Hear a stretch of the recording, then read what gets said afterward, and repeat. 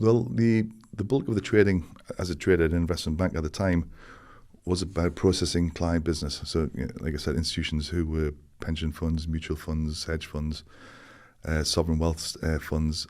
That was the bulk of our business, and it was the processing of their business, which usually involves some degree of risk, which would mean that the Goldman Sachs trader and other investment bank traders would make a price to take some risk to gain the business and hopefully unwind the risk profitably or with as little damage as possible, and then charge a commission on the follow-on balance too. And that was how the business was transacted.